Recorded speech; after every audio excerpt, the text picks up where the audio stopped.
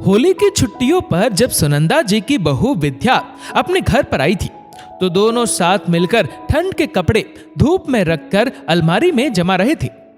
तभी विद्या की नजर अपनी सास की एक शॉल पर पड़ी। वह शॉल बहुत ही खूबसूरत और नरम थी। सुनंदा जी उसे बहुत संभाल कर इस्तेमाल करती थी, क्योंकि जब वह पहली बार अपने पति के साथ कश्मीर घूमने गई थी तब उस शाल को वहां की याद समझकर खरीद कर लेकर आई थी। फिर विद्या ने अपनी सास सुनंदा जी से कहा कि माँ जी, ये शॉल तो बहुत खूबसूरत है। कहते हुए विद्या ने वो शॉल अपने कंधे पर डाल दी। तो सुनंदा जी ने कहा कि हाँ बेटा, ये शॉल मैं कश्मीर से लेकर आई थी, तुम्हें पसंद आई? तो विद्या ने कहा, माँ जी, ये शॉल है ही इतना खूबसूरत कि किसी को ना पसंद होने का सवाल ही नहीं उठता। क्या मैं इसे रख लूं? तो सुनंदा जी ने कहा कि हाँ हाँ, क्यों नहीं, तुम पर तो बहुत सुंदर लग रही है।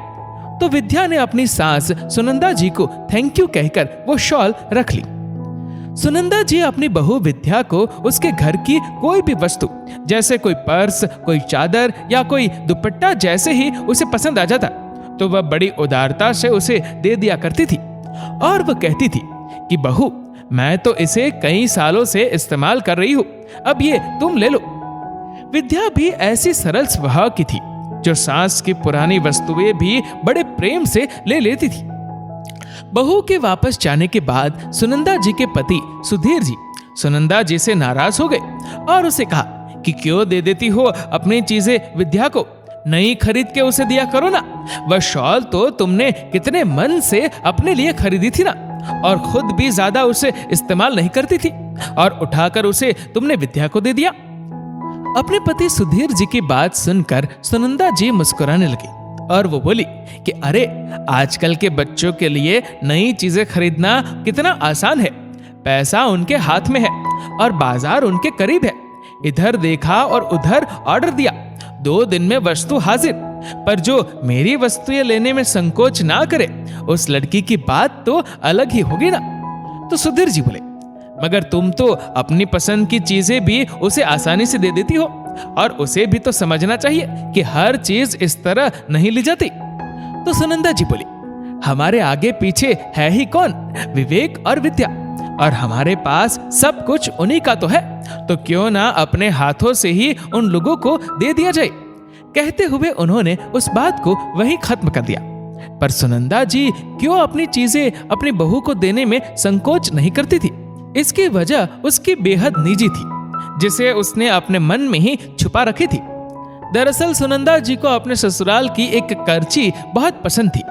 उसका चपटा सीरा फूल के आकार का था। उसकी सास कभी उस करची को काम में नहीं लाती थी, वह बस वैसे ही पड़ी रहती थी।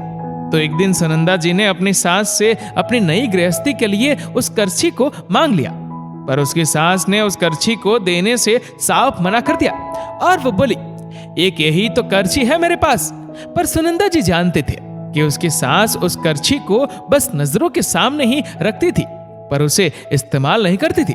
खाना पकाने के लिए तो 3-4 छोटी बड़ी करछियां थी ही उनके पास। फिर एक बार सुनंदा जी की विदाई का सामान रखते समय उन्होंने साथ में टेढ़ा सा पुराना एक चम्मच रखा, जिसे देखकर सुनंदा जी को बड़ी हैरानी हुई थी कि एक सही सा चम्मच क्यों ना रख सकी होंगी माँ जी। ऐसा नहीं था कि घर में किसी प्रकार की कमी थी।